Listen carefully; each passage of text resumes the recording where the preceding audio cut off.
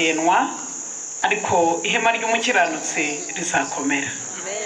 Imigani 15:13 turiho turahikaze abantu tutabanye ngo umenye ibyo twaganiriyeho. Umutima unezerewe ukesha mu maso, ariko iyo umutima ubabaye hakurikiraho ubwihebe. Twabiganiriye cyane kubakisha imiryango ibintu by'ibikomere, mwabonye ko atari byiza. Umurongo wa 15 niho twifuza ko intego yacu igera.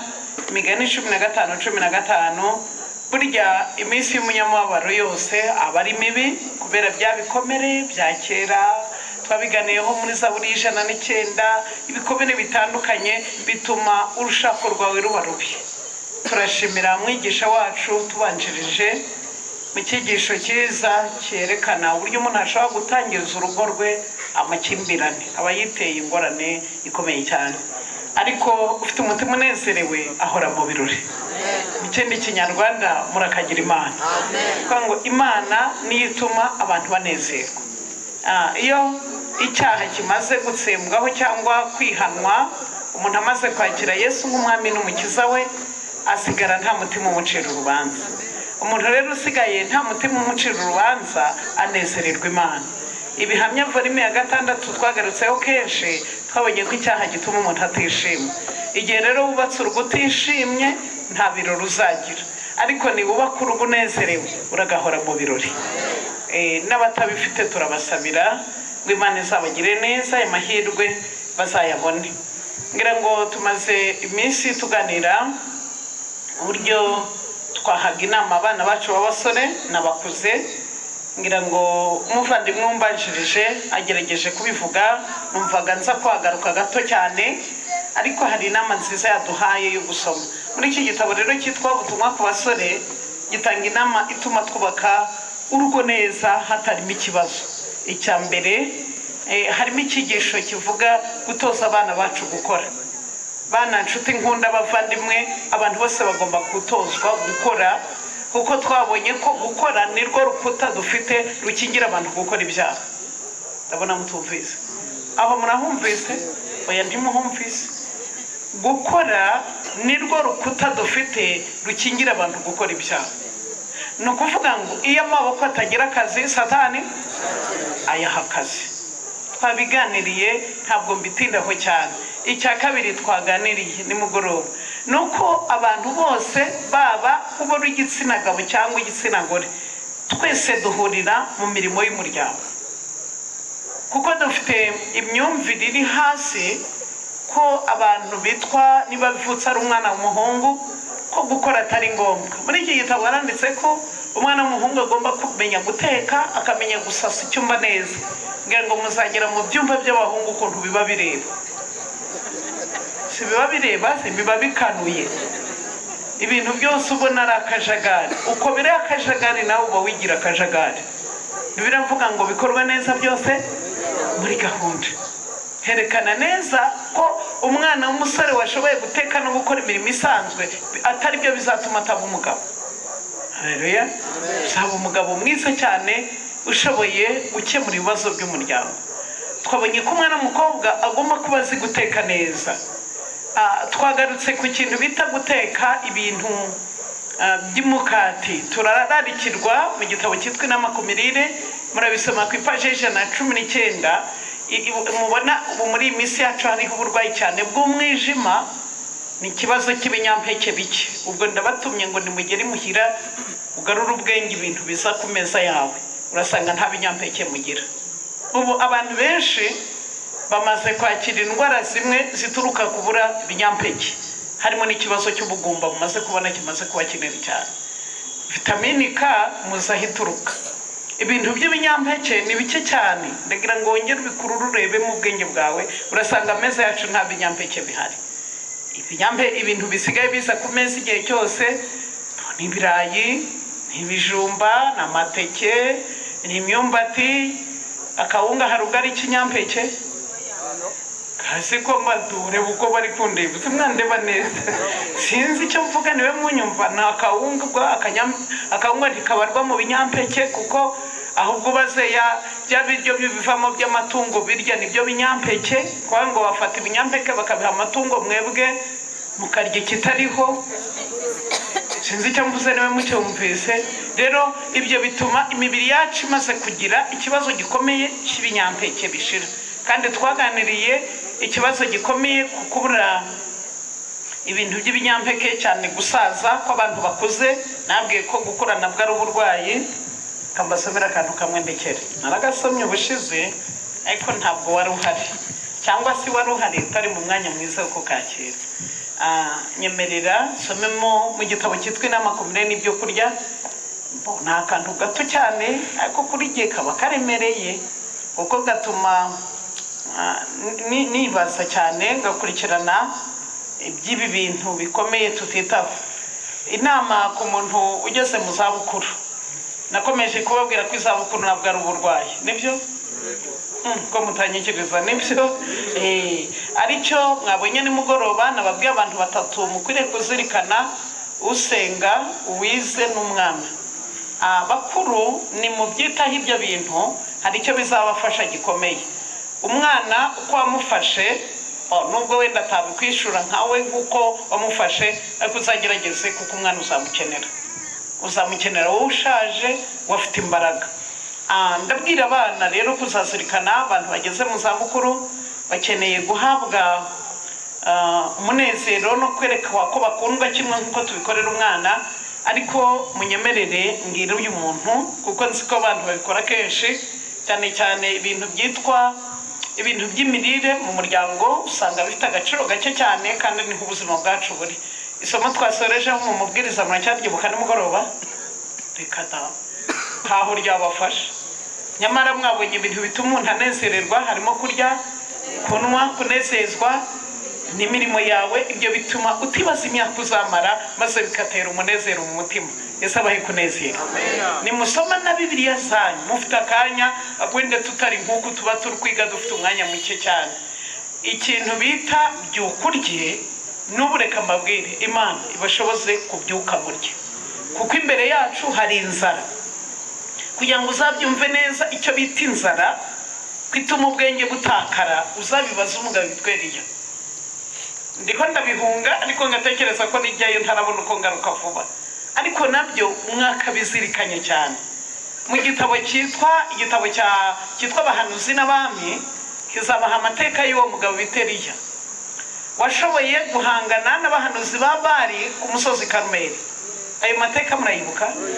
ngaragariza kuyibuka murayibuka nshuti zanjye ku musozi Karumeli baza guhanganaho n'abahanuzi ba Bali umunsi wose ariko bisoza Uwiteka atsinze ariko nyuma yo gutsinda muribuka undi muri Eliya yakoze igitabo cyiza cy'abahanuzi n'abami muzasoma amateka araryoha cyane ndayakunda kurenza ndi nyuma yaho Eliya nubwo yari yarasabye imyaka 3 n'amezi 6 ko imvura itagwa yarasigaje umurimo ukomeye kuyimanura ikagwa ni ikindi kintu byamusabye yabikoze ati cyigisho cyiza cyane muntu ufite ikigeragezo gikomeye kiri imbere yawe ko nicyo Eliya yakoze yagiye mu mpinga y'umusozi gusenga ariko basomye amateka sindi bubikore kuko ntashobora kubikora hano ariko Bibiliya itubwira ko yubitse umutwe mu maguru ntabwo yasenze apfukamye cyangwa ahagaze yubitse umutwe mu maguru ahisha amaso ye mu maguru nimo yasenze agasenga yarangiza igika cy'isengesho agatuma umugaragu ati genda undebere ku nyanja kwara akamenyetso cy'uko imvura iragwa umugaragu akamanuka akagenda akagaruka ati nta n'ikimenyetso namba akongera agatangira irindi sengesho bwa kabiri umugaragu we subirayo nta nacwa kw'imvura izagwa ubwa gatatu nta kimenyetso bwa kane nta kimenyetso bwa gatanu nta kimenyetso bwa gatandatu noneho umugaragu yaragarutse atereka nkubwira ijuru rirera rirakubuye bizera muri uru rugamba n'urugendo twatangiye hari igihe ubona bitagenda usenga ukabona bitajya mbere narya Yesu ukomeza ujya usaba Eliya ku nshuro ya 7 umugaragu we aramubwira ati databuja mbonye agacu gato kangana n'ikiganza mu gitabo cy'abahanuzi n'abami baranditse ngo ako gacu gato kangana n'ikiganza Eliya akabona mwimvura maze basobanura ukuntu kwizera gukura kugatangira ari akantu gato ariko kubwo kubana n'Imana kuzakura mu izina rya Yesu. Nshuti zanjye, Imana ibakuze. Iyo umuntu agitangiriza inzira yo kwizera akibatizwa mbese biba bikiri kure gukiranuka. Niyo mpamvu turarikira abantu b'abashyitsi bacu, impamvu tubararikira no kubatizwa mbere. Hari nabo turarika ngo ariko aka kanya ngo ndabatijwe ngo ubwo ndize. Urize cyane, kuko mu gitabo cy'ibyakozwe n'intumwa ho ni ikibwirizo kimwe babwirizaga. Ibyakozwe n'intumwa igice cya 2 uhereye ku murongo wa 37 urasanga Petero yarabwirije ikibwirizo kimwe abatiza 3,000. Ko mwabisomye? Twebwe muri misi yacu abizera n'abashyitsi kutabatizwa ni ukwinangira, kuko muri Matayo 28:16 hari icyo birivuga, nuko mugende. Ndashima Imana ko naje mubwiriza abantu bose ubutumwa bwiza. Ndashima Imana ko nabubwirije abemeye mu babatize. Haleluya, haleluya. Noneho iyo bamaze kubatizwa niho basigara abigishwa ba Bibiliya. Ngo umuntu utarabatizwa ntabwo ari umwigishwa, ahinduka umwigisha maze umwigishwa amaze kubatizwa. Inshingano ya mbere ni ukubwirizwa. Ndashima Imana ko naje. Inshingano ya kabiri ni ukwemera ukabatizwa, kuko Bibiliya irabivuga. Mariko 16:16 uwizera akabatizwa azakizwa, utizera acirwaho iteka. Ubwo twaba twarateganije amateraniro ngo abantu bacirwaho iteka? Oya rwose, ahubwo twateganije amateraniro ngo hari impinduka. Reka munyemerere uyu mugoroba nifashishe ayo magambo gato cyane. Ntimundambirwe, musenge umwuka w'Imana arangarura aho twari turi kare. Ndashima umuntu wangiriye neza kanzanira Bibiliya ntagatifu isobanura ikintu bita umubatizo n'impamvu yawo ariko n'inyungu yayo. Abanyaroma umutwe wa 6 niko bavuga, abakoresha Bibiliya ntagatifu basobanura ikintu bita kubatizwa maze bakagiha imbaraga muri aya magambo. Twabivugaho iki? Ni ibintu bibiri basobanuye ku ngingo yitwa gutsindishirizwa n'umuntu kubwo kwizera, aho abantu benshi bazi ko iyo batsindishirijwe n'umuntu kubwo kwizera bahawe uburenganzira gukora ibyaha. Nibyo? Mbese nibyo nshuti zanjye? Iyo umuntu yatsindishirijwe abahawe imbaraga ahubwo zimubuza gukora icyaha. Byo nicyo mbiziho. Noneho niki hano rero bavuze?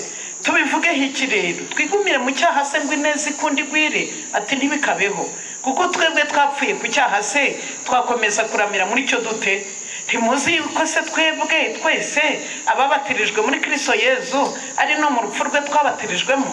Koko rero ku bwa batisimu, ko ndi kubisoma, twahambanwe nawe mu rupfu rwe, kugira ngo uko Kristo yazuwe mu bapfuye n'ikuzo rya Data, bityo natwe tugendere mu bugingo bushya. Haleluya, haleluya. Somo ryiza cyane. Iyo umuntu amaze gupfa ku cyaha atangira imibereho mishya. Yagera mu Baroma igice cya 8 bari muri Kristo Yesu noneho ntateka bazacirwaho, batayoborwa na kamere za mbuto z'umwuka nzehe yahoze avuga, ahubwo bayoborwa na mwuka w'ikiyemwe w'Imana. Ibyo bikadushoboza kubaka umuryango mwiza urimo Imana. Haleluya. Noneho ubusobanuro nibwo nashatse bwatumye mfata kino gitabo. Abanyaroma mutwe wa 6 umurongo wa 4 bashiraho akanyenyeri hasi bagiye gutanga ubusobanuro bw'ijambo twahambanwe. Abakristo b'ikubitiro. Ikubitiro ni iki? Vuga tugendane na abakristo ba mbere, cyangwa akakoresha b'ikubitiro bavugaga kubatizwa mu izina rya Kristo. Mu byakozwe rero n'umwaka 2:3-8 bwari kukurangira naho abisoma. Kubatizwa bivuga kwinikwa. Se murankurikije nshuti yanjye, kwisoma muri Bibiliya ntagatifu. Kubatizwa bivuga kwinikwa. Ubatizwa aje mu mazi bakamwinikamo akabona kuburuka. Uwo muhango ukerekana icyo Imana iwukoresheje mu mutima w'ubatizwa. Ka Kristo ku musaraba umunyabyaha akabapfuye ku cyitwa icyaha cyose, agahambanwa na Kristo kugira ngo hamwe nawe azukireho kubaho mu buzima bushya, ari ikiremwa gishya, ari umuntu mushya. Avuga ngo amen. Batizo si bawusobanuye neza. Batizwa bivuga kwinikwa. Ubatizwa mu mazi aje mu mazi bakamwinikamo akabona kuburuka. nicyo gituma iyo turi mu mubatizo akagira uburyo asigaza akaboko oya ni ugupfa ku cyaha ibya kera. Iyo tugiye ku mubatizo tugiye gukora iki? Tugiye gutanga ubuhamya. Abo twafatanyaga mu busambanyi, bantu twagiye dusangira inzoga ibihe bitari bimwe, bantu twafatanije kwica isabato, uhereye umunsi ayo mateka ya kera nyavuyeho, mbaye umukandida mushya w'ubwami bw'Imana. Imana ihabwa icyubahiro. Kandi abakurikiranye ubutumwa bwiza bwanditswe na Yohana igice cya 3 kuri Yorodani, nanone twahererwa indi mbaraga tuzaganira ejo ikomeye ya Mwuka Wera. Kuri Yorodani nanone iyo umuntu yihanye ahindutse atasa nkaho, kuko dufite wenda abantu baza kubatizwa ku mpamvu zinyuranye, ariko ari impamvu ikomeye Mwuka Wera iguteye kwanga isi, ikagutera kwanga icyaha, ukifuza imibereho mishya. Ndashima Imana ko kuri Yorodani tuhahererwa Mwuka Wera. Aricyo ubutumwa bwiza bwanditswe na Yohana bivuga, utabyawe n'amazi ngo abyarwe na Mwuka ntabwo azabasha kwinjira mu bwami bw'ikiyemwe bw'Imana. Rero mwumvise ko Bibiliya ntagatifu isobanuye neza. Kubatizwa bivuga kwinikwa. Ubatizwa aja mu mazi bakamwenikamo akabona kuburuka. Uwo muri mukerekana icyo Umwuka yakoreye mu mutima w'uwo munyabyaha. Ariko ikintu kibaye niye, umunyabyaha apfuye ku cyitwa icyaha cyose, ahinduwe cyangwa abaye umukandida mushya w'ubwami bw'Imana. Imana ihabwa icyubahiro. Nicyo rero nagize ngo muzirikane cyane, ariko ngambiriye kugera ku byuriye muvandimwe wacu witwa Eliya. Uyu muvandimwe wacu witwa Eliya nababwiraga kugira ngo amanure imvura byamusabye imbaraga. Nababwiye aho muzabisoma mu gitabo cyitwa Abahanuzi n'Abami. Aragenda rero mu mpinga y'umusozi, bamaze kumubwira ko agacu gato kangana n'ikiganza akabonamo imbaraga, ahita abwira umwami Ahabu ati cebura, imvura igiye kugwa. Mukanya akora ikindi kintu yari yakoze kidasanzwe, kuko nimusoma murasanga Eliya ari we wari watsinze, nibyo? Abahanuzi bari bose yabatemaguriye ku mugezi. Ariko ikintu ngira ngo muzirikane gikomeye n'iki, muri iyi miryango yacu ntabwo nabonye umwanya mbisobanura, mu buryo bwo kuyisenya harimo n'ikinyabupfura gike. Ndabona mutumvise. Mbese n'ikinyabupfura kirakenewe? Ntabwo munsubije yego. Kubaka urugo n'ikinyabupfura kirakenewe. Kankubwire, utagira ikinyabupfura, Eliya akaba ari yatsinze umwami Ahabu ku musozi Karumeli. Ikintu Eliya yakoze cyerekana ko yari umuntu ufite ikinyabupfura. Byagenze bite? Muzi ko ibicu by'imvura byatangiye guhita bizana umwijima. Eliya aje imbere y'umwami Ahabu, we Eliya agenda mu mwuka. Sinzi niba mwarabonye imodoka perezida agendamo ukuntu zigenda zihuta cyane. Subwo murankurikiye? Zirihuta nk'umuyaga. Eliya we rero yagiye mu muyaga urenzeho mu mwuka. Haleluya. Imbere y'umwami, imbere y'imodoka wenda akavuga izaba perezida nibyo muramenya, ariko igare Ahabu yarimo witwa umwami wa Isirayeli. Eliya we Imana yamushize mu bubasha budasanzwe, agenda muri Rolande, agenda amurikiye umwami ku mugezi we. Bavuga ngo iki? Nubwo yamutsinze ku musozi Karumeli, ariko aracyari umwami, aramwubaha. Inyandiko za Bibiliya ziciraho iteka abantu bagira ikinyabupfura gike. Niba umuntu ari kubwiriza ni byiza, ariko menya ko iteraniro rifitemo abakuze n'abato. Bibiliya ivuga ngo abo kubahwa, vuga ngo iki? Bubahe. Ndabyibuka umwana w'umusore witwa Timoteyo yagiye gutangira umurimo ari umusore. Njya nibuka ukuntu Paulo yamwihanangirije, nambwa ati nugenda ukabwiriza mwana wanjye, ujye ufata ababyeyi nk'abanyoko, abasaza ubafate nk'abaso, abantu b'abasore ntukajye mu magambo y'amapfapfa, amashengo y'abasore. Ibyo nubijyamo ukatera waraza, umurimo wawe uzagira umugayo. Ngira ngo murabibona ko Bibiliya yamuhaye amabwiriza menshi atandukanye. Nubwo uri umuntu w'Imana, nubwo ufite umwuka w'Imana, Imana nsenga igushoboze kubaha abakuru. Nubwo yatsinze ahagarariye Imana, nibyo umuriro wanamanutse, ariko urabona ko ntamutwaye amugeza kwirembo. Dufite ikinyabupfura gike gikomeye cyane, ntabwo nabonye umwanya ngisobanuraho. Aho niba mu muryango habayeho kugira ingingo tutumvikanaho, ujye usanga mu buryo abantu bayikosoramo, ukabona ikintu gikomeye tudafite. Nta burere bwigeze muboneka.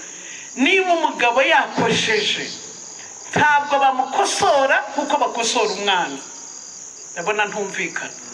Oya sinumvikana, ntabwo numvikana, kandi ingingo ngezeho irakomeye. Ntabwo umwana mugabo akosorwa nkuko bakosora umwana. Nanone bagabo, kirazira gufata umugore wawe umukwezi isoni imbere ya Rwanda cyangwa abana bawe. Urihemukira nawe ubwawe uri kwisuzuguza. Ariko kirazira kumuga ngo niko wagiye he wahoze ubwo uri kuvuga iki? Iyo ni imvugo. Ntabwo mbona mubishyikira. Munyemene mbabwira uko mubaha abakuru. Niba ugeze ku muntu akaba ari umuyobozi, niyo yaba ari umwana wawe kuko ari umuyobozi ugomba kumwubaha. Ndabona mutabishyikiriye. Byagenze bite? Kamvuge ku bantu babiri. Ni gute bakosora umunyabyaha? Eliya yatsinze Ahabu ku musozi Karumeli. Abantu bose bamenye ko Imana ya Eliya ariyo ariko aciye bugufi aramuyoboye muri Rorande. Icya kabiri, umugabo bita Dawidi, umwami wa Isirayeli, nagenda akora ibyaha yakurikiranije nka bitatu. Icya mbere, yananiwe gukora Satani amuha akazi. Tubisoma mu gitabo cya mbere cya Samweli 11. Narangize amaze gusambanya Batisheba, abonye umugore we atwite, ahisha icyaha, atumira uriya mugabo bita Uriya ngo aze kujijisha urukiko indi muveho yitirirwa. Ngira ngo muzi ko iri kosa rikorwa n'abagore benshi, aho basambana n'abandi abana bakabarirwa umugabo ari niko banavuga no mu mategeko. Umwana wese uvuye igihe muri urwo rugo nanga ko mutumvise. Ariko niyo mpamvu mubona imiryango ihora mu buntu n'umuntu, nubwo ntawe abimenye, ariko urahamanya n'umutima ko wabikoze. Uzahora inkomanga ariko niwihana Yesu azakubabarira. Icyo nicyo nshimira Imana. Niyo mpamvu y'ubutumwa bwiza. Nta cyaha na kimwe Imana itagenze ite tababarira. Imana ihabwa icyubahiro. Imana ihabwa icyubahiro. Amaraso ya Yesu acecekesha amaraso yose, ku buryo umuntu w'Imana asigara atuje nta mutima umucirikiye mwe. Cyangwa n'umugabo bita Paulo cyane, ngira ngo muzi ko tumufite muri Bibiliya yarihanye ari umwicanyi. Yari yaramenye amaraso menshi cyane, kugeza igihe mu byakozwe no mu gice cya 9 igihe yihana, abantu bose mu rusengero barasohotse barahunga bati wigize umukristo ngo ubone kutwica. Nawe abyitangira umuhamya mu gice cya 26 cy'ibyakozwe n'intumwa. Ariko ndabyibuka uwitwa Barinabe akagenda muhumuriza bati mumureke yihanye, kugeza ubwo bamutinyutse baramwakira ibyari ubwicanye birashira. Ariko jya ndibuka itorero rimwe yagiye kubwiriza, mpora mbivuga ko nzabishaka ngo mbenye ndivuge ngo niri munyihanganire, niba ari Abakorinto cyangwa Abagalatiya, ahantu yabwirizaga yajishoje ryo ko bakoraga amateraniro akagiye bakoze amanwa nijoro. Ijisho rye rero riratangira remurya ryarindi ryari ryarahengamye yihana. Nuko ahantu muzasoma iyo nyandiko muramabure ntabwo nari nafata ngo nihe, ariko baranditse ngo aba bifuzaga kunogora amaso yabo ngo bayamwihere. Haleluya. Umvise uko byagenze. Ntabwo kibarwa nk'umwicanyi kuko ibya kera byagenze bite cyabibagiranye. Iyo habayeho kwihana ibya kera bigenza bite biribagirana. Ko dufite Satani uhoza abantu y'ingenge, akabahoza ku nkeke, agahora agarura ibyaha byawe, akakubwira kutihanye. Reka nkubwire, kanongera nsome aya magambo gato cyane Yesu akugiriye neza kuko uyu mugoroba washoboye guterana nawe. Niba paje 30 igitabo cyitwa Kwizera n'imirimo, niba umaze kumenya ibyaha byawe, ntugakoresha imbaraga zawe zose ngo uje mu cyunamo ku bwabyo, ahubwo reba Yesu beho. Nta mpamvu yo kujya mu cyunamo kuko ibyaha Yesu arabibabarira, ibya kera bigashira. Haleluya. Ndashaka kugera kuri Dawidi nihuse cyane. Dawidi ndamwibuka amaze kwicisha Uriya, atunze Batisheba. Niki yasanzwemo? Muntega amatwi nifuje kuko kirazira niba umugabo yakoze icyaha ntabwo akosorwa kuko bakosora umwana w'uruhinja. Kabiri, niba umwana ari umusore akaba atangiye ubwadoresa n'ubwangavu cyangwa akaba umusore, kirazira ikosa yakoze kumukosorana na barumuna baruta. Ahita akavuga atarabanteje we, atanteje indogomerewe, nuko bayigize. Kirazira. Utumye wubatse isano nkiguhuza nawe, fata umwanya mwicare muganire kuko nyine nawe n'umugabo umumenyesha icyaha cye. azihana mu izina rya Yesu. Bikore neza utuje, nziko hari abantu benshi bumva n'ibintu birarara bikosotse. Oya, bishobora gutinda ariko icyo nshimira Imana bizakosoka. Dufite abantu yumva ibintu birakosoka. Oya, ubwo dufite abantu benshi babana n'abantu banywa inzoga. Nuzamuze ikigisho yatwigisha mwarahobye abantu batakiye ibintu bita inzoga, ibiyobyabwenge iyo byamaze kumusarika ntabwo ari ikintu yavuga ngo reka inzoga, mbese ugararara zivuye muri kuri gutekereza bizasaba umwanya. Ariko dufite abantu agahora aramucyurira inzoga wanyoye. Iyo ucyuriye umuntu ikintu kenshi inarigi mubwira uti cyikorere n'icyo, nk'uko muzabona nk'abantu benshi mu miryango nta busambanyi bari bafite, ariko abo bashakanye guhora barabakeka. Nanga ko mutabyibuka ati reka nze nkubwire, reka nsamba n'ubivugire rimwe. Benshi bagiye babushyiramo ntabwo bari bafite. Ubwo ndi kubwira abantu bahoza abantu ku nkeke, ugahoza inkeke mu rugo. Niba umugabo byasekeje kuri fone, ariko mbabwire icyaha kiragatsindwa Yesu akirangiza. Nimuka hari abantu bubatse imiryango mu makuba, mujye musabira imiryango iri mu makuba. Ubwo umugabo akigera mu rugo mukanya iminota nk'itanu akuyemo silipa agiye muri dushe, umugore we akaba amaze gusoma ahantu hose mesaje bamwandikiye. Nanga ko mutari gufashwa n'abamuhamagaye ko yitwa telefone igendanwa. Ufite amatsiko yo kureba muri telefone y'undi ugiye gushaka amenya. Ubundi ngubaze ntugowe ko mutansubiza? Abantu baragowe kada, ntabwo bagowe buriya. Niba guhora yikore ku ntarareba ibyo muri telefone y'umugabo. N'abagabo dufite abareka mu telefone z'abagore babo, ariko mwaragowe shubyane. Kandi abasengeye do ndabasengeye rwose Yesu ababuhure. Noneho rero zandyarya zamaze kubigeza bite, kuko ubuzi ko telefone barayirebamo. Noneho nabo babaye abahanga cyane. Ubwo niba ari umugore uhora afite amatsiko y'abantu umugabo yavuganye nabo, kandi azi ko icyo ushakamo nyine ni abagore, okay, nawe yarabimenye. Ahanditse Fosite yahanditse Florida, si izina washakaga. Okay, noneho wa mugore nawe ari kureba ati okay, abantu ba Florida na ba Fiyete, mbese ashobora kuba ari Fiyete kandi ari Fosite cyane. Nta makuru ufite kuri Satani.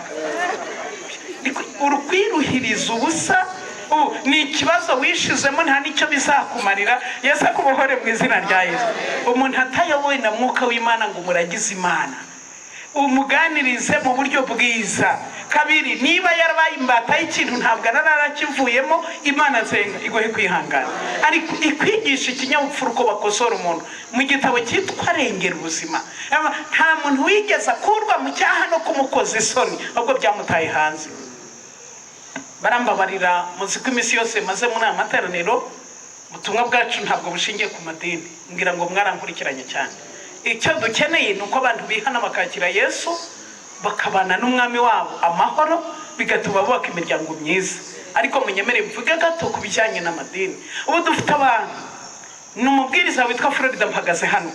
Ubwo mukanya nkuzura umwuka, ntabwo ko mutari gufashwa ubu ngiye kuwuzura. Ti haleluya, muri iri teraniro harimo umurozi. Ibyo mvuze murabyumvise? Harimo umurozi, wowe waje wambaye umwenda usurya, uri umurozi. Munyemere mbabaza, muri iri teraniro ubu ntombayemo umurozi, kamuhagurutsa muri iri teraniro, simufashije?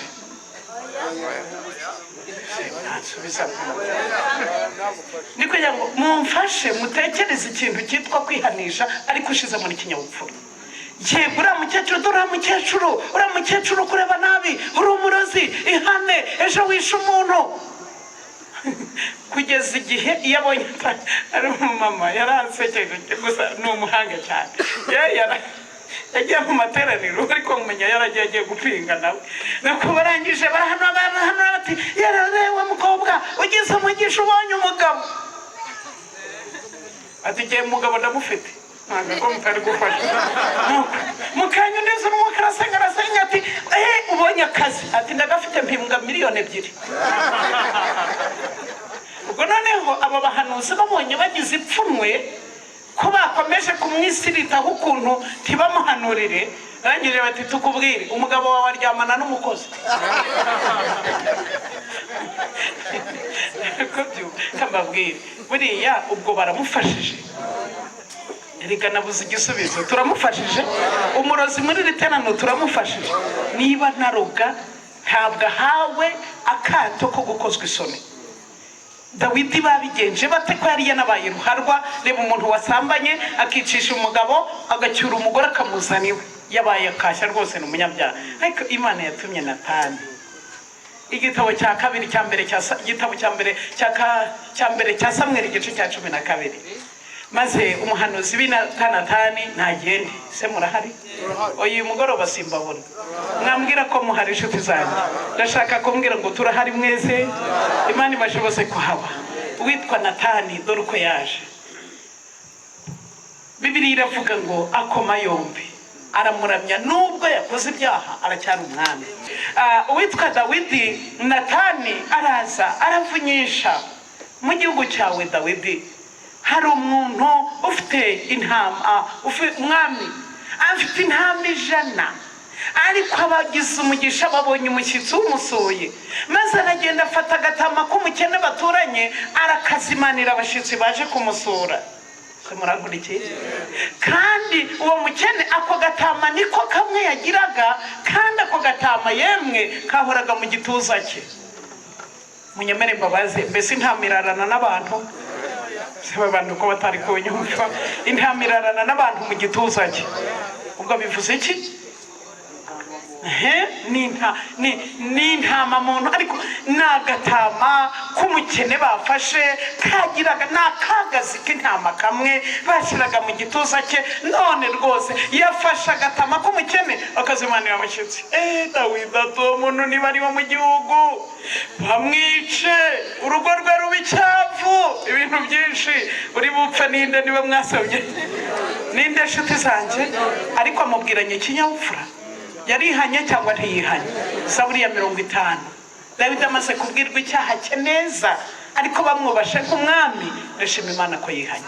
Niba umwana wacu yakosheje, nabwirwe neza, bamukosore mu buryo bwiza, utangira umwereke se uzageza he, amateka yawe ni ayahe, icyerekezo cyawe ni ikihe, ku buryo ariko uhora umutuku umusubiriramo. Umuntu w'umugabo ugahora amufashe nka mwana ni ikibazo gikomeye cyane. Nabivuyeho. Mwakoze kunyumva? Mwakoze kunyumva? Wakoze cyane. Nagira ngo rero nigarukire ku bantu bageze mu zabukuru gato cyane, ariko aho mpave, kuko ibya Eliya nabyo sa nkaho nabisoje gake, ariko nabivugiye ku magambo nashakaga gusoma. Inama ku bantu bageze mu zabukuru cyangwa se aho iby'umwuka bihurira n'imirire, nicyo nashakaga gusobanura nubwo nagiye kure cyane. Eliya amaze kugeza Ahabu mu rugo, nimusoma icyo gitabo cy'abahanuzi n'abami kirababwira ukuntu yizingazinze mu mwenda we imbere y'ibwami, araryama arasinzira. Ariko niba muri kumukurikira ntabwo aheruka kurya. Ndabona mutabyumvise. Icya kabiri nshaka kubabwira gikomeye, kanguka cyo cyumve pe. Nashakaga kukubwira inshuti za mbere mbi ku isi ufite, biri muri icyo gitabo cy'abahanuzi n'abami. Icyo kigisho mu mbaraga no mu bubasha bwa Eliya ni ikigisho cya 14 mu gitabo cy'abahanuzi n'abami. Ni iki kintu Eliya yisinziriye aryamye, umwami Ahabu mu nzu na Yezebeli ageze yamutekerereje uko amakuru yagenze y'uwo munsi. Yezebeli ati nkubwire, uwo muntu witwa Eliya wanyiciye abahanuzi n'abatambyi, ubugingo bw'ejo nk'iki gihe nzabuhwanya nubwo abahanuzi banjye nintabikora, Imana zo mu ijuru zizagenza zite? Zabimpora. Kambabwira, umuntu w'umwanzi wawe ku isi utamenyaga. Dufite abantu nabo mu mujyi, kera nagiraga ngo biba mu byaro gusa, umuntu uhora ategeye amatwi abantu baza kumubwira ibyo bamuvugaho. Reka mbabwire, ndashima Imana muri aya materaniro ko nyasoje ntawe umbwiye icyo mwamvuze. Imana iguha umugisha, Imana iguha umugisha cyane, kuko niba hari umwanzi wa mbere ku isi ni umuntu uza kukubwira ibyo bakuvugaho. Buriya abagukoreye uburozi utazi utigeze umenya ibyo mumvugaho, kuko ntabizi. Urabona ko ndikubwiriza neza. Icyo mvuze muracyumva, ariko namaze kumenya ko muri kuntekereza nabi nabwirizanye impfumu. Umuntu ariturije araryamye arasinziriye, nta n'ikibazo kidasanzwe Eliya yari afite, kuko n'ubundi ibyo kuvuga ngo Yezebeli aramwica n'ubundi yisha mu bahanuzi Yezebeli agenza ate ahari. Ariko amaze kubimubwira hakubitiyemo inzara, hakubitiyemo umunaniro, Bibiliya atubwira ngo ahunga atazi iyo agenza ate agiye. Ubwo yaramufashije. Ubwo muransubiza, ubwo umuntu uza kukubwira ibyo wakuvuga ni inshuti yawe cyangwa ari umwanzi wawe? Umwanzi wa mbere ufite ku isi ni umuntu uza kukubwira ibyo bakuvuga. Nasomye mu gitabo bageranije ngo ninde muntu waba yakubuye inzu ye neza yayikora kimeze neza, maze umuntu nubwo ari inshuti yawe akaza yikoreye igifuka cy'ibishingwe akakikumenera muri salo, wakunda? Ko mutanyikirije simwe, wakunda? Amubwira ubwo bushuti niba ari ubwo usubizeyo. Uko niko umutima wawe wari umeze neza. None umuntu aje kukubwira ibyo bakuvuze, kandi mbabwire umugani w'umuhanuzi witwa Yeremiya, yewe mwana w'umuntu, n'ubundi abantu barabaganira. Ariko mu gitabo cyitwa Abahirwa ni bande ku ipaje ya 32 ivuga iki ku by'abantu batuvuga. Haranditse ngo nubwo gusebya umuntu bituma asuzugurwa, ariko ntibyangiza imico ye. Haleluya, haleluya. Nubwo gusebya umuntu bituma asuzugurwa, ariko ntacyo byakwangiza imico yanjye. Umuntu ufite umutima ushikamye mu Mana, igihe azengurutswe n'abamuvuga n'abamuca intege, arakomeza agakomera mu Mana, ku Mana yonyine. Ndibuka uwo mwanditsi yaretse ngo mbese nta bantu bavuze Yesu ibintu by'ubugira nabi ko mutavuga nkumva? Mbese Yesu baramuvuze bimuca intege? Ubwo uri kwirushya kwibwira ko batazakuvuga. Baratuvuga se, baratuvuga. Ariko ndashima Imana ko mubivuga mukabigumaniye. Iyo ntabimenye ndarinzwe. Imana ihabwe icyubahiro. Eliya ahita ahaguruka agenda yatazi ishyamba ryose nijoro ngo ubwo ahunze Yezebeli. Nuko ndabyibuka icyo nshimira Imana, nta wakoreye Imana uzavira mwaho. Imana ihabwe icyubahiro. Imana irimo isanga iyo mu rutarateri urakora iki? Umuntu waguye rero agira amagambo avuga ati nagize ishaka ry'inzu y'Imana yanjye, abahanuzi bose barabishye, ninjye jyenyine ngenze nte? Niwe wari usigaye wenyine. Nibyo ari kwibwira. Umuntu wamaze gucika intege nikomera. Ariko kugira ngo Imana yongere kumusubizamo imbaraga, yabanje kumubwira Eliya, byukurye. Siko mwabisomye? Byukurye. Eliya arabyuka ararya, abona umutsima uraha n'amazi, byuka ararya, ariko arya afite umutima mubi. Niba hari ikintu kibi ku isi ni ukugira umutima mubi. Iyo umuntu arya afite umutima mubi, mukecuru nyogokuru yaratubwira ngo ntawe ubabara arya, ariko arababara burya akaryana intimba. Nuko Eliya ararya ariko aryana intimba, arongera ariryamira kuko yari afite umujinya ukuntu ko yari yamaze kubwira Imana ati ngiye nkubwire n'abandi basogokuruza ndetse abasogokuruza bapfuye nanjye unyice. Ubwo yarakaye nyine ari ukuntu ikigeragezo cyaba cyakurusha imbaraga, arongera araryama. Marayika arongera aramubwira ati byuke Eliya urye, kuko iyi nda ndi kukugaburira uzayigenderaho iminsi 40. Aha niho abantu benshi mbarika amabwire dufite ubuyobe, ntabonye uko sobanura bwaba mu miryango. Umuntu yihandagaza ngo azamara iminsi 40 atarya, ngo ari gusenga. Bibiliya mwayisoma neza. Uwitwa Eliya kugira ngo amare iminsi 40 ni igiki kidasanzwe Imana yamukoreye. Yamugaburiye umutsima n'agacuma kari mu itiyemwe amazi. Nyemerera nkubaze, umutsima Eliya yavugiwe n'Imana uhanye n'ubugari watetse nimugoroba? Ko mutansubiza yego? Ubugari watetse nimugoroba nabwo ufite itoroshi harimo n'ubutahi, akaboko kamwe gafashe itoroshi akandi kari gukora umutsima, ubu bugari burahiye. Nkaho munyemerera uzabumarana iminsi 40. Mwasomye inyandiko neza mukamenya. Iyi ni inyigisho y'ibinyoma imaze gukwira abantu benshi. Iminsi 40, amajana 40. Mose yamaze 40 yari ku musozi w'Imana. Ibyo Imana yamugaburiraga ntabwo uzi ngo ni ibiki.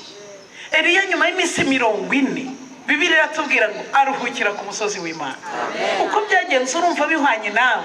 Icya kabiri, mu gitabo cy'ibyakozwe n'intumwa dufite abandi bavuga ngo Pawulo agiye kubwiriza ubutumwa ko yagiye gutorezwa mu butayu bw'Iraba.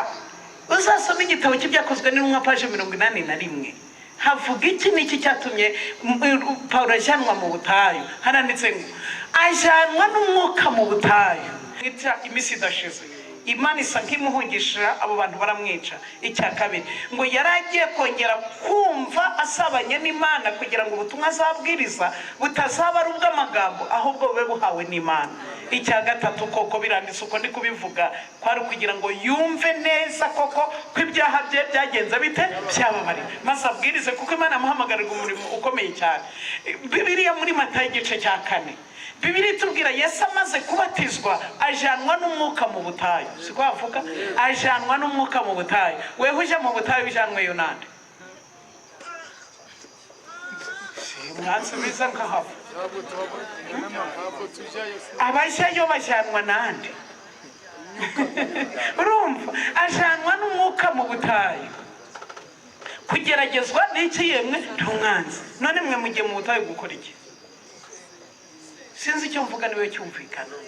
Imyaka iminsi 40 reka nguhe ibihamya byabyo. Reka nguhe ibihamya byabyo mbone sorry reka nguhe igihamya kibivuga page y'195 igitabo cyitwa Inama ku mirire n'ibyo kurya. Ndasoma udusubi tubiri gusa. Kuva bukageza ku iherezo ry'ibihe muntega amatwi mutagira ngo gusenga birahavuye. Ariko muri Matayo Yesu arabisobanura aravuga ngo wehoho nusenga uje winjira ko siko mutabisomye mbagenze ereka ubwo mbambwiriza nzi ko mwese mwabisoma mwese muje mu bisoma hahirwa usoma. Wehoho nushaka gusenga uje winjira mu nzu yawe ukinge urugi usenge so mwiherereye azakugorera ku mugaragaro. Nuko Bibiliya ivuga.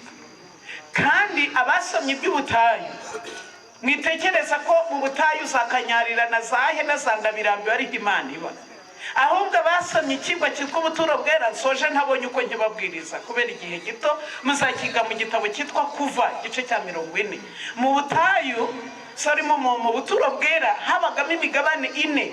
Aha ejo nzahagera gato ntambuka, ariko umugabane shaka kugeraho niboye. Habaga umunsi w'impongano. Umunsi w'impongano hatambwaga ihene 2. Ihene imwe yitwaga Uwiteka, indi yitwaga iki? Azazeli. Iyo babaga basoje bagiye kwinjira munsi y'impongano, ibyaha by'abantu bose mu mwaka wose byavugiwe mu buturo bwera bayishirega kuri iyo hene yitwa Azazeli bakayohera hehe? Mu butayu. Imana nsenga ibarinde koherwa. Mugume mu rugo. Imana ibashobose kuguma mu rugo. Ngo mu gitabo cyitwa Imigani ya Kristo banditsemo amagambo aje nshimisha cyane. Imigani ya Kristo harakira hari ngikira gifite rirabara ry'umukara. Ntitugomba kuragirira ku mpera z'isi dushaka inama n'ubwenge kandi Imana ikuri hafi. Haleluya. Paulo warandika mu byakozwe n'intumwa ngo Imana ntiri kure y'umuntu wese. Ndashima Imana ko naho Imana ihari.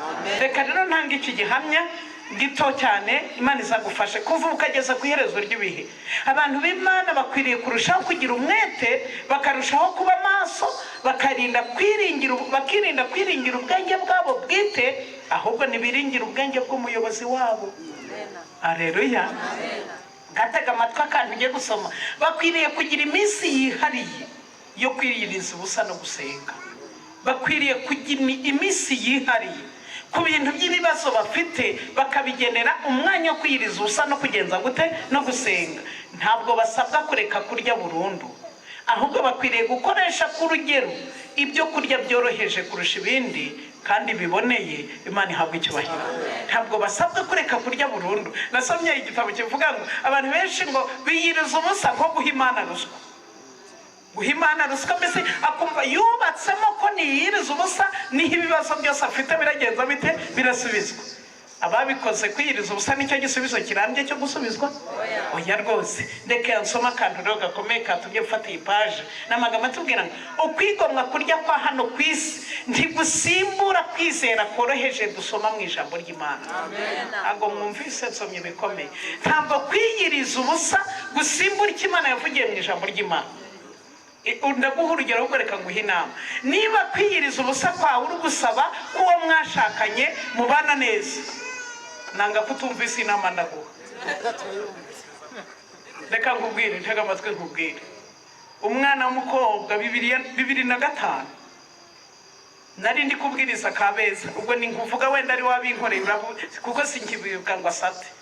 Yanyandikiye akantu gato dore amagambo yanyandikiye yaranditse atangiza izina ryanjye Florida ashiraho utudomo tubiri. Ineza y'umuntu niyimutera gukundwa. Ndabona mutabyumvise. Nanjye koko abinyandikiye nameze nk'uko mumeze sinabyumvise. Ariko ako gapapuro nkabika muri Bibiliya nimo kabaga nabandi gusoma Bibiliya nkakagira nk'umwana yambwiye ngo iki. Ndashima Imana ko tuvugana namenye icyo yambwiye. Kankubwire mu muryango dufite intambara zihoramo. Nabyibuka iyi yitwa telefoni. Ubwo wagiye mu gitondo uwo mwashakanye ntabwo yabonye umwanya wo guhamagara. Ubwo ahora atahawa sinzi mvuga basigaye bakoresha abana ngo nukunungunika. Agataha yafurutse isura yayifunze ati kwira utampamagaye. Ubundi nkubaze weho wamuhamagara. Kuki urukumva ari uraguhamagara.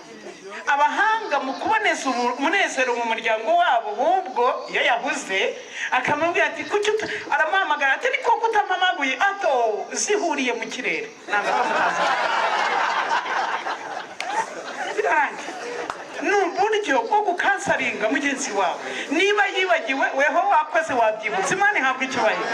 Ushaka gukundwa niba hano kuri apade keneye ko munkunda ndashima Imana nenge mbanza kubakunda kuko nintabakunde namwe ntimuzangura.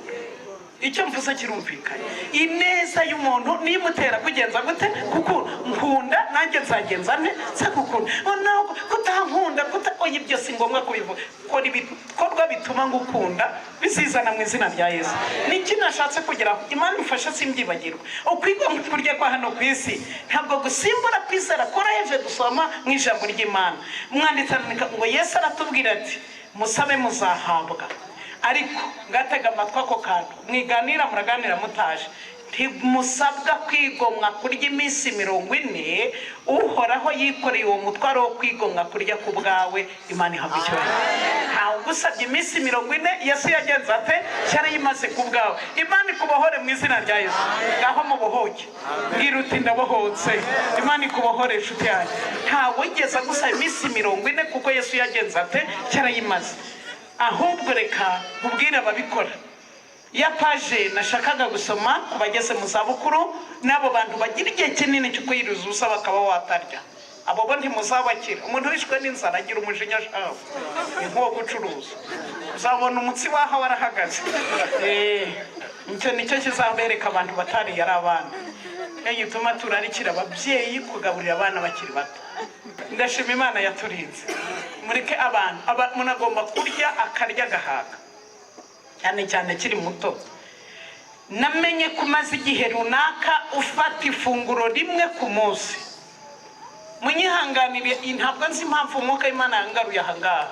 Namenye kumaze igihe kirekire ufata ifunguro rimwe ku munsi. Dufite abantu bigize abantu nibari ubusirimu abandi ngo na marejime bari kugabanya ibiro. Si biro bigutwaye. Ubundi kibazo kibiro ikibazo biro ufitanye nabyo ni iki? Ubundi sinine wakubwiye ko abantu batari bo beza. Umuntu ari guhuhisha n'umuyaga gahirima. Nanga ko ibyo mutabimenye. Niba hari indwara mbi nukunanuka. Ni indwara mbi cyane. Kugeza igihe abantu bananutse n'amakalsiyumu yose akabashiramo. Ni kibazo gikomeye bariho barakora indwara ikomeye bazarwara amakanseri cyane ayo mu ntuza mu ngingo. Namenye kumaze igihe kinini ufata ifunguro rimwe ku munsi ariko nzi ko ibyo atari byiza kuri wowe. Neretswe ko ukeneye indyo ifite intungamubiri kandi bikaba bishobora kukumerera nabi bitewe nuko kwirinda gukabije. Intege nke zawe ntizikwemera bene iyo myifatire ikabije wahaye umubiri wawe. Ndatekereza ko wibeshe nanone kwimenyereza nanone gufata iminsi 2 mu cyumweru yo kwiyiriza ubusa. Ngaho mwumva uwo muntu ko atari kwiyahura. Icyambere arya rimwe mu masaha 28. Icyakabiri afata iminsi 2 akiyiriza ubusa. Uwo ntabwo arapfa. Siko mutanyu. Ubwo muzabo bantu basenga umushiha bagira. Urumva? Ntabwo mubizi. Umuntu wese wagiye zakanyarira. Ikimenyetso azana buri wese azari kwerekwa. Nta uvuga yatari kwerekwa. Niki yerekwa niki giye kugusomera. Impamvu bose baza berekwa dore ko baba babaye mutamenye. Ubwiteka umutinda rotarya. Niba yagiyeyo agiye kuzabona Yesu koko ibyo bintu Satani kubimwereka yabishobora? Satani ntabwo muzi. Yasanze Yesu mu butayu amwiyereka nka marayika kugira ngo Yesu amumenye, nuko Yesu yarazi kumva. Ni ijambo amubwiye ngo niba uri umwana, ariko ku isura nteri yamumenye.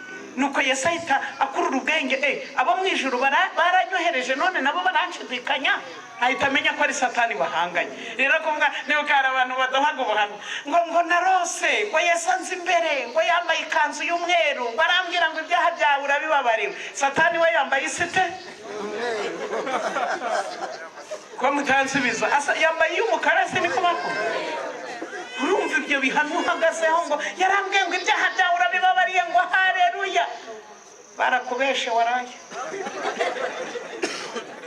Muce bugufi musome ikinyandiko zivuga, kuko baranditse mu migani ngo inzozi nyinshi zizanwa n'umubabaro n'umuruho. Inzozi si igihamya cyo ko wakiriye Yesu nk'umwami n'umukiza wawe. Ndashima Imana ko Yesu yabivuze mu butumwa bwiza bwanditswe na Yohana igice cya 6:6. Amagambo mbabwira niyo mwuka, vuga igikurikiyeho niyo bugingo. Haleluya. Ndagira ngo rero mwumve neza, ndatekereza ko bibeshe kwimenyereza kurya kwigomwa kurya kabiri mu cyumweru. Ntabwo Imana igusaba kugenza utyo, ndagusaba kwitonda ukarya kabiri ku munsi, kandi kabiri ku munsi ukarya wisanzuye, kandi ukongeraho indyo yuzuye. Wacyumvise? Indyo yuzuye. Abenshi ubu barataka. Ndibuka nkabakira ubutumwa bw'abavandimwe bacu, simbavuga izina ndabatsinze, nzabatsinda nk'abakuru. Akabwira umuntu kunywa amazi ashushe akazuyazi, arimo rumari, arimo indimu. Yewe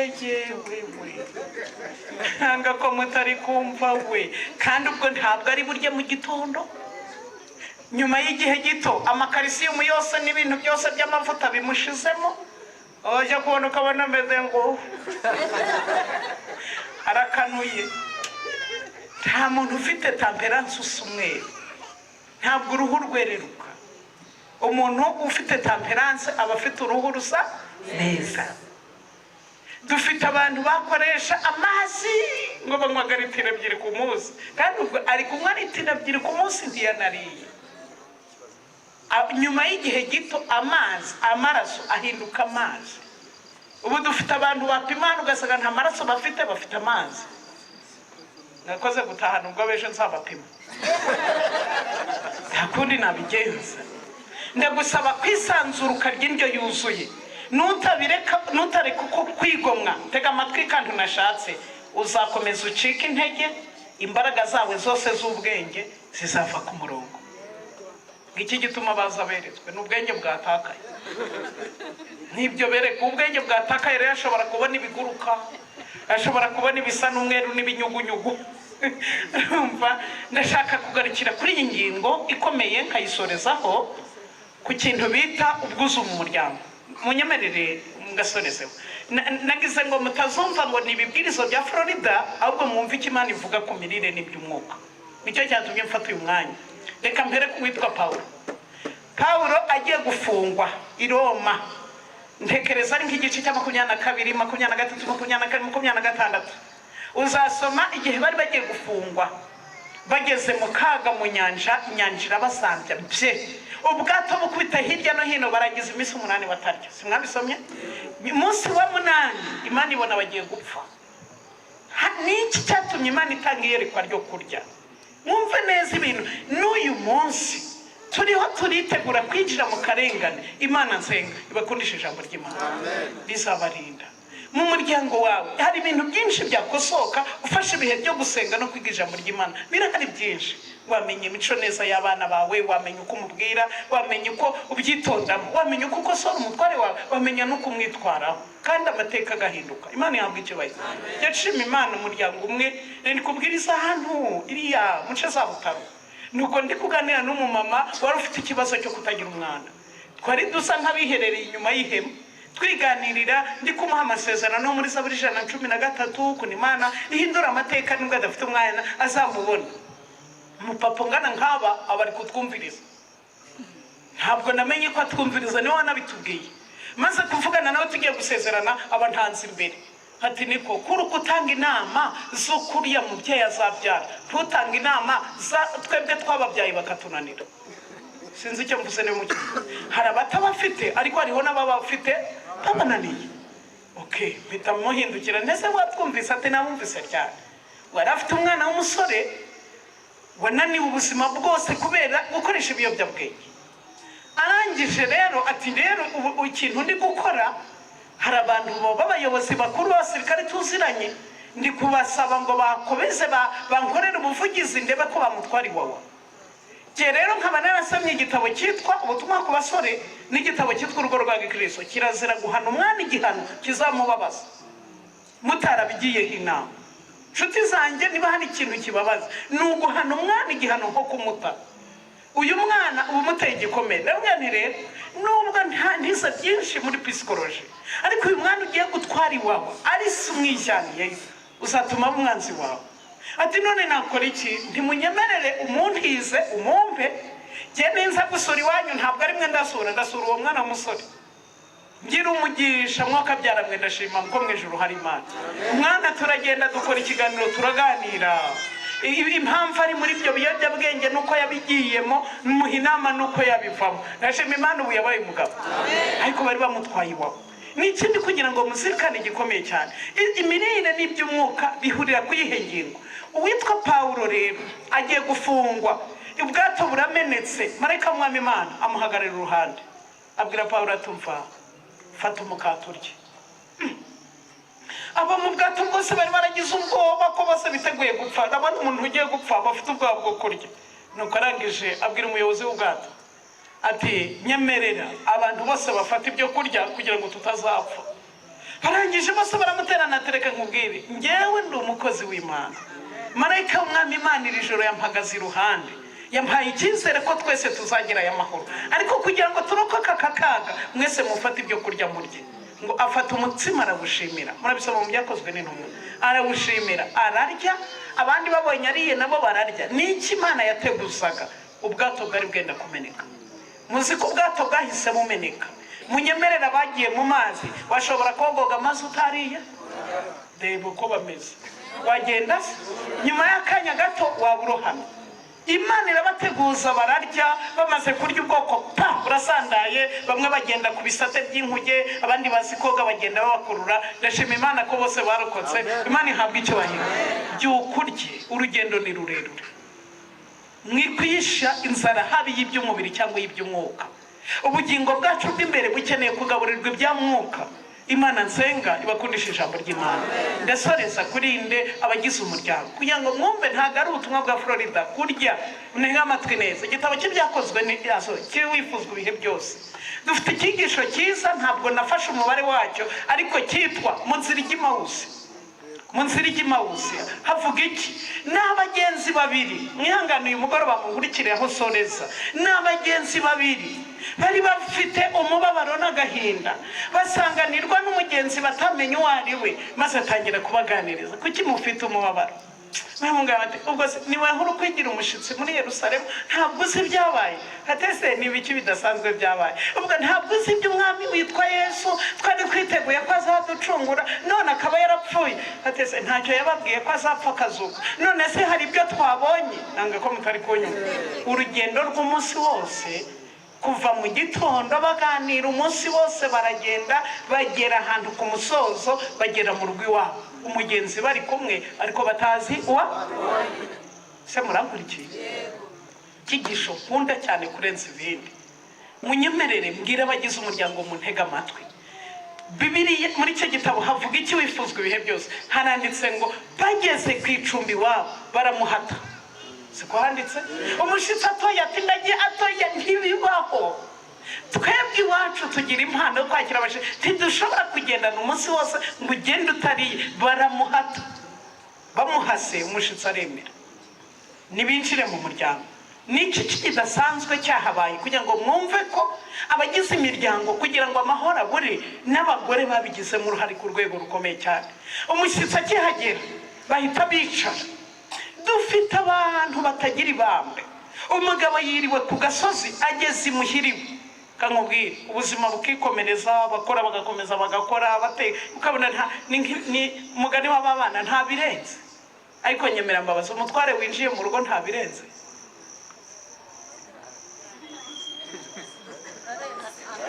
Nta birenze.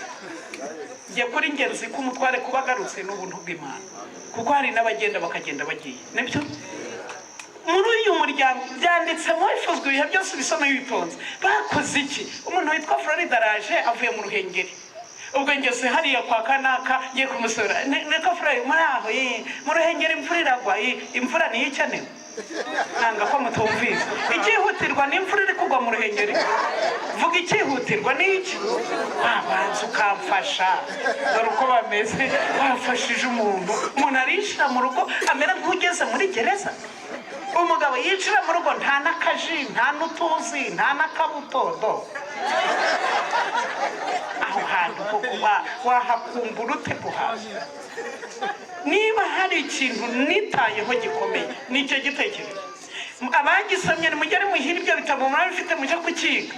Akigera imuhira ababyeyi b'abamama bazanye ibyo kurya, avuga ngo amen, maze bashiraho bagiye kwakira umuntu wagenze umunsi wose. Bakihagera amafunguro bayashize hano ku meza. Dufite abandi bantu turwara inzara kuruta gushima. Ibiryo kibibona agahita yataka, amaze kurya nka gatanu ati ntona senze. Simuhari nkangeze. Inzara isumba gushima. Imana iduhe gucishwa bugufi, tuje dushimira ifunguro Imana iduhaye. Dufite abandi azana n'umushyitsi, umushyitsi barazanye imuhira ngo niwe unaramusengera. Aho wasengeye amasengesho ni wayamaze, waretse umushyitsi akagusengera. Nanga ko mutabyumvise. Abashyitsi bashi wacu mujye mureka badusabira ikiyemwe umugisha. Ubwo rero amafunguro arabonetse, mubise ko ababyeyi ni abanyabwuzu, bazi ko ikihutirwa, barabazi impamvu y'urugendo, ariko n'umutekano w'igifu bawurangije. Nanga ko mutumvise. Icya kabiri babanje gushimira, ariko basabye umushyitsi wabo ngo abasengere. Umushyitsi wabo rero naza muri sengesho gusenga, arasenga ashimira urugendo bagenze, ashimira uwo mubyeyi uzanye ifunguro, ashimira ko bagiye kurirya. Maze igihe yazamuraga isengesho ari gusenga, babikurikiye we, abigishwa ubwenge bwabo burafunguka, ijwi ryabo bamenya ko ari iry'Umwami Yesu. Arangije isengesho barisoje ngo amena, biteguye kumufata, baramubura. Umubabaro bagize we, mbega kwihana no kubabara bagaragaje we, batari koko we, uzi ko ari Umwami Yesu. Ntiwibuka ko dutangirana urugendo twari tubabaye, ariko tugendanye nawe muri kubyibuka ukuntu imitima yuzuye ikiyemwe umunezero. Yesu abanezero. Ayi cyamba mugasogongera mukamenya umunezero Yesu atanga. Arawutanga cyangwa ntawutanga? Zaburi ya 34 Bibiliya avuga ngo ngaho nimusogongere mumenye ko Uwiteka akirane, hahirwa bamuhungiraho. Mbega kubana na Yesu ko biryoshye. Mbega Yesu, mbega ijambo rye kuntu riguhumuriza, umutima usometse amaganya bigashira, ukanezerwa mu Mana. Imana ihabwa icyubahiro. Bisoza ibyo kurya ntibanabiriye. Inkuru y'uko Umwami wabo yazutse yari inkuru itacecekwa. Ibiryo ntibongeye kubirya, batitaye ku bihonumanga, basubiza iyo bavuye, bagiye kubwira bagenzi babo ko Umwami Yesu yagenze ate, yazutse. Birukanse bagezeyo barakomanga, abigishwa bagenzi babo barabakingurira. Bagikingura bataratangira kuvuga inkuru, Yesu ababonera ari hagati yabo. Ijambo yababwiye niri, amahoro y'Imana abe hagati yabo. Kuko Yesu yakirwa mu miryango. Nimusoma muri Matayo muzasoma ngo nitugera mu ijuru ngo nacumbitse iwawe, ati nakubonye ryari, ubwo wakiraga wawe undi woroheje uri hanyuma y'abandi, ninjye wagenze ute wabikoreye. Nshuti zanjye aho ntagejeje, Mwuka w'Imana banena. Mu izina rya Yesu Mwuka w'Imana banena. Rwose wumve ko unezerewe Imana. Imigani isomo nsorezaho, banumva naka babwira mwarakoze kundambirwa. Si mwandambiwe, sisi nabibonye. Ntabwo mwandambiwe nshuti zanjye. Imana ibarinde kurambirwa. Imigani 22 mureke mbaha impano y'iri somo. Ndarikunda cyane. Mumfashe ibi bintu bibiri tubikore. Imigani 22 wahageze ambwire ngo nahageze. ndashaka gusoma 20. Ikintu kizanye amakimbirane wawe dore inama nguha. Irukana umukobanyi kandi intonganya zizajyana nawe, ndetse n'imivurungano no gukozwa isoni bizashira mu izina rya Yesu. Irukana umukobanyi. Nibi iwawe hasenwe n'inzoga, vino n'umukobanyi yirukane mu izina rya Yesu. Niba ari izo nshuti mbi n'ababwezi binjira mu buzima ziza kukubwira ibyo bakuvuze n'ibyo n'abashinzwe kugenzura umugore wawe bagendana, irukana umukobanyi atsindwa mu izina rya Yesu. Intonganya no kuvuyanga no kuvuyanga kuri muryango wawe bizajana nawe mu izina rya Yesu. Akira inama nguha ku murongo wa 11. Inama nguha: ukunda kugira umutima uboneye akagira imbabazi mu byo avuga, umwami azaba inshuti ye. Umva isezerano Imana yatanze. Iyi migenzereze y'umuntu inezeza Uwiteka, ituma n'abanzi be buzura nawe.